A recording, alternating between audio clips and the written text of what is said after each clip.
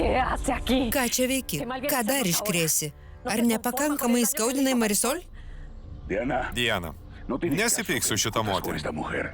Sakau, kaip yra. Ji moka tik griaut. Neįžeidinėk manęs. Mamyte, ji griauna mums gyvenimą. Aš čia nes rūpinuosi savo sūnaus interesais. Užtek šitų žaidimų, Debora. Sakyk, ko reikia. Kai mano sūnėnas sumokėjo jūsų skolą, skolintojas perleido vekselį Alejandrui. O dabar Alejandras perleidžia vekselį mano sūnui Gabinui. Ką čia kalbi? Dabar Perezų Solerų rančą priklauso man.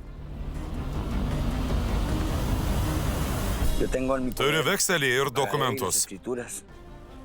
Ponas Valentė nebėra savininkas. Nori to ar ne, turėsit perleisti rančą man.